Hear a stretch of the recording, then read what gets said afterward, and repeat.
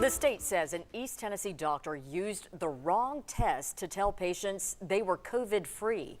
In 2 cases, the patients had the symptoms, but the doctor still cleared them to go back to work. 10 News investigative reporter Cole Sullivan found that this doctor has been in trouble before, but he is still licensed to practice medicine in the state of Tennessee. Cole?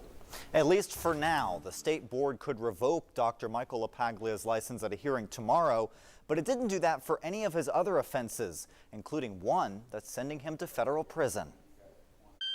At the pandemic's worst in East Tennessee, the case increases are just really not acceptable. The state says Dr. Michael LaPaglia saw a business opportunity. The Knoxville physician started an at-home COVID test company, but the state says he used the wrong test and sent symptomatic patients back to work. In his visits with patients, the state said he did not wear a mask or gloves, did no physical exam, and looked down patients' throats using his cell phone flashlight. But this is not the first complaint against LaPaglia. In 2010, federal court documents show he sedated a prisoner to conduct a cavity search for drugs. In 2013, he got in trouble for drug possession.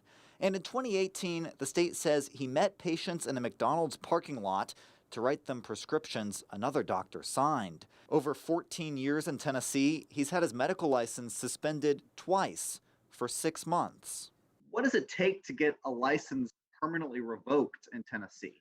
Well, the permanent revoking is probably the most severe form of discipline that the board can handle. Dr. Reeves Johnson serves on the Tennessee Board of Medical Examiners, which licenses doctors in the state. We're responsible mainly to protect the health, safety, and welfare of people in the state of Tennessee. That's our goal. He says he can't talk about the LaPaglia case specifically, but says the board's system of suspensions and probations aims to prevent repeat offenders. We try to put safeguards in place to prevent that from happening.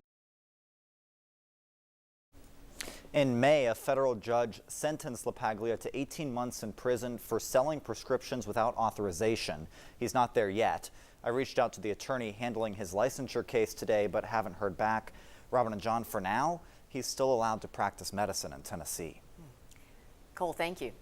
Our investigative team wants to hear from you. If there is something that you would like us to look into, text it to us. The number is on your screen, 865-637-1010.